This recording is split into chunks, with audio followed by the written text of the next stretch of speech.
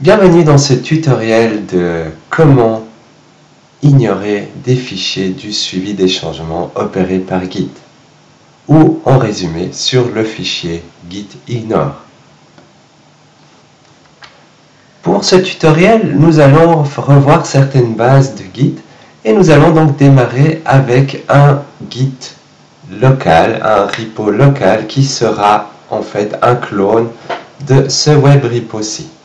Pour rappel, nous récupérons l'URL,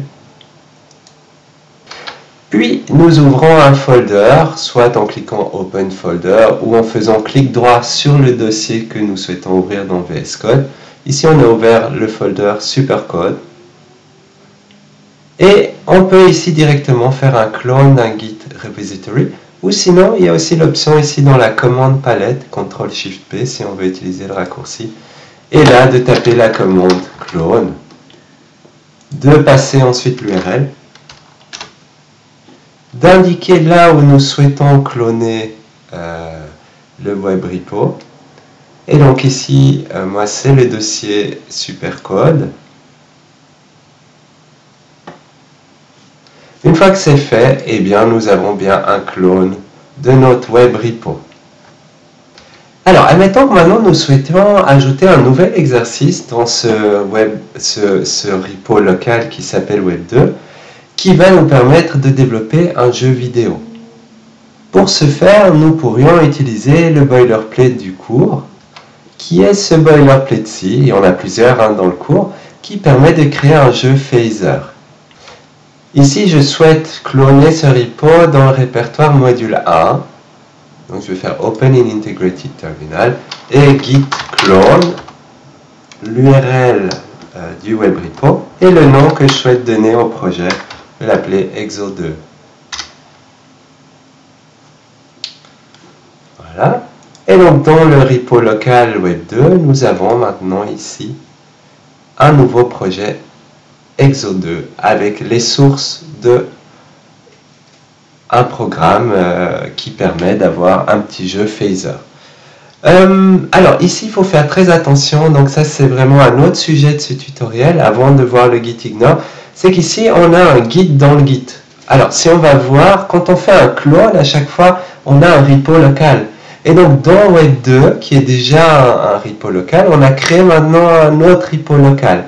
Et donc pour effacer ce repo local dans Exo2, eh bien, il faut aller ici dans le dossier associé et on voit qu'il y a bien un point Git ici.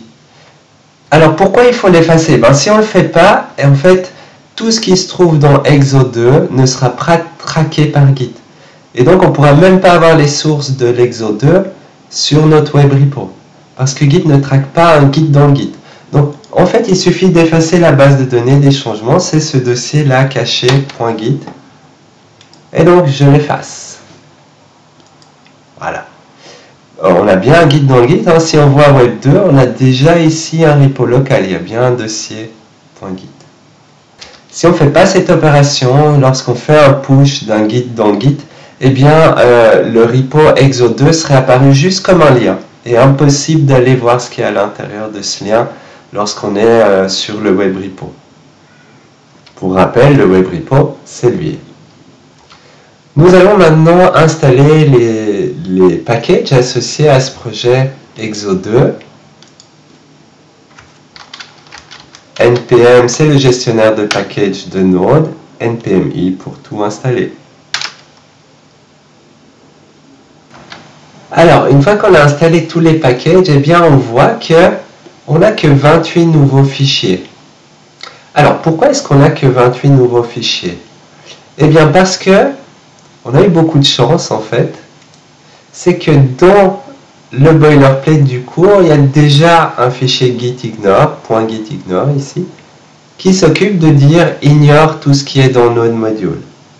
Et donc, tout ce qui est dans ce dossier-ci va être ignoré du tracking de Git. Si on n'a pas ce fichier-ci, je le supprime, eh bien, regardez ce qui se passe. On a maintenant plus de 10 000 changements. Si je veux faire un commit, je vois too many changes. il y a plus de 10 000 changements. Comment ça se fait qu'il y a plus de 10 000 changements?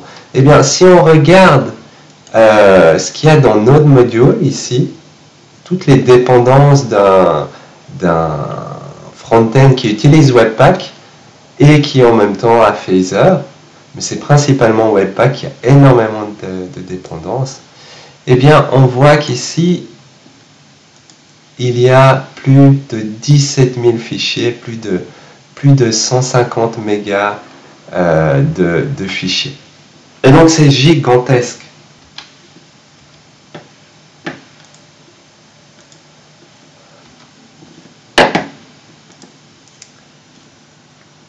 On ne voudrait surtout pas que ces dépendances, tous ces fichiers, ces 17 000 fichiers, se retrouvent sur le Web Repository. Ça n'aurait aucun sens. Pourquoi aucun sens? Eh bien parce qu'on a tapé une seule commande pour installer ces dépendances. On a utilisé un gestionnaire de package. Alors en Node.js, en JavaScript, on utilise NPM ou Yarn ou d'autres gestionnaires de package.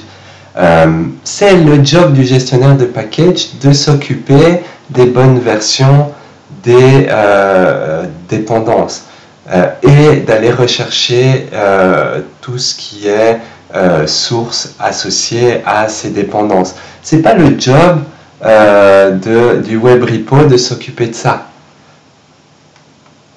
Donc c'est vraiment très important dès que vous avez beaucoup de librairies et même dès que vous en avez une seule, que vous utilisez un gestionnaire de package, essayez de vous souvenir qu'il faut absolument ajouter dans votre repo local un fichier gitignore.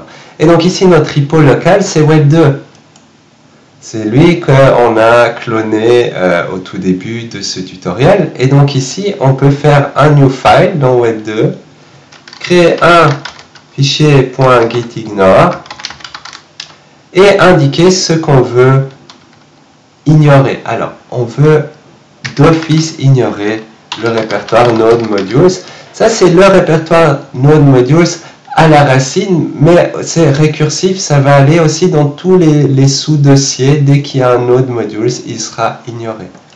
Et donc, si je sauve ce fichier-ci,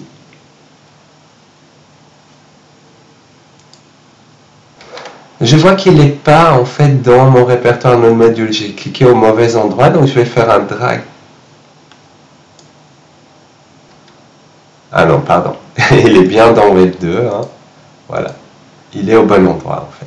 Et donc, quand je viens ici, eh bien, ici, si je commence à taper, notre outil est toujours un peu perturbé. Il ne se rend pas compte, en fait, qu'on a rajouté un gitignore et qu'il y a plus de 10 000 changements. Alors, on peut peut-être se poser la question, si on ferme le programme et le réouvre, s'il va un peu mieux voir qu'on lui demande de ne pas traquer les fichiers qui se trouvent dans le répertoire Node Modules. On voit que déjà il affiche une bonne couleur ici. Quand c'est grisé, ça veut dire qu'il ne va pas voir ce qui se trouve. Donc il y a quelque chose de bizarre avec VS Code. En fait, quand on regarde les changements, il en voit que 28 ici. Et ça c'est correct normalement, mais il n'a pas rajouté le nouveau gitignore, donc il est complètement perturbé. Je vais fermer le programme, le réouvrir. Voilà, et simplement en fermant et réouvrant, on voit que là, il n'y a plus de soucis. Il voit que 29 changements et il a bien rajouté le point gitignore. Alors voilà, il y a un petit bug dans VS Code qu'on a découvert ensemble. En règle générale, ce qui est très important, c'est de créer le gitignore dès que vous avez créé votre repo local. Ajoutez un gitignore dès le début, faites un commit et ensuite commencez à ajouter vos fichiers. Vous n'aurez jamais ce genre de problème avec VS Code si vous faites les choses dans cet ordre-là. Ici, c'était juste pour le tuto qu'on a voulu vous montrer qu'est-ce qui se passe si on n'a pas de gitignore. Et donc, comme ça, vous avez pu vous rendre compte des plus de 10 000 fichiers qui cassent tout, en fait. Alors, ici, on va faire un commit. Exo new Phaser exo. Un commit. On voit qu'on peut synchroniser les changements. Et donc, si tout se passe bien, la synchronisation, eh bien, nous pouvons aller voir au niveau de notre web repo, voir si nous avons bien Exo 2, Oui, et nous avons bien juste les sources de ce programme et pas du tout Node Modules. Le répertoire Node Modules ici n'est pas traqué parce qu'on l'a indiqué dans ce fichier-ci. Alors, qu'est-ce qu'on ignore en général? Eh bien, pensez à ignorer toujours les dépendances de votre programme. Si vous utilisez d'autres langages comme Java, vous allez peut-être ignorer ce qu'il y a dans Gradle, votre gestionnaire de package, ou Maven. Voilà. En JavaScript, c'est Node_modules. On aime bien ignorer aussi en général package-lock parce que c'est le fichier qui force les différentes versions des programmes. Et donc, vous pouvez avoir des environnements différents d'une machine à une autre, des environnements Node, NPM différents. Et donc, en règle générale, on ne force pas des numéros de version. Et donc, on ignore aussi ce fichier-ci bien souvent. Dernière chose, si vous ne savez pas trop quoi mettre dans un fichier gitignore, en fonction du langage que vous utilisez pour développer, vous pouvez toujours utiliser une extension de VS Code.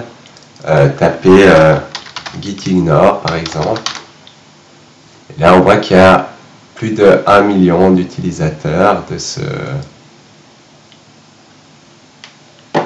plugin. Voilà, il suffit d'utiliser la palette et de taper add gitignore. On peut le faire, install. Et ici, utilisons la palette, soit CTRL-SHIFT-P ou sinon View, Command Palette. Et gitignore. Voilà. Alors ici, il a vu qu'il y avait déjà un fichier gitignore. Je vais mettre celui-ci à la poubelle. Et je relance add gitignore. Ici, le langage qu'on souhaite. Alors, il y a énormément de langages possibles. Ici, comme on utilise Node, NPM, en fait, le gestionnaire de package, ça va être un gitignore pour Node. Et on a maintenant un fichier gitignore. Alors, attention qu'il n'est pas dans notre repo ici. Il est dans Supercode. Et donc, il faut bien le mettre au bon endroit, Web2, voilà. Et ici, il y a beaucoup plus de choses qui sont ignorées. Vous pouvez lire les commentaires si ça vous intéresse. Il y a certains dossiers qui sont associés à des frameworks que vous pourriez décider d'utiliser un jour ou l'autre. Il y a, lorsqu'on crée des variables d'environnement, il y a pas mal de choses, voilà, ça c'est vraiment quand on n'a pas l'habitude. En tout cas, dans ce cours-ci, n'hésitez pas à utiliser le gitignore qui est proposé dans le boilerplate du cours. Il y a plusieurs boilerplates dans ce cours, par exemple, lorsqu'on utilise juste un routeur pour développer un front-end, eh bien, vous avez un gitignore qui est proposé, où on ignore Node Modules, on ignore tout ce qui est fichier de config, de l'éditeur de code de Visual Studio. Comme ça, chaque développeur peut avoir sa propre config. On ignore package lock et encore d'autres choses où en fait on peut décider d'ignorer certaines choses dans un dossier mais de réinclure certains sous-dossiers. Voilà. Comme ça, vous avez de quoi faire. Et donc, si vous souhaitez en savoir plus, n'hésitez pas à aller voir la doc de gitignore. Vous tapez ça dans votre browser et vous aurez toute la doc associée. Voici la doc gitignore avec différents patterns. Quand vous voulez, par exemple, ignorer tous les fichiers selon une extension, eh bien, vous allez trouver beaucoup d'inspiration là-dedans. À bientôt!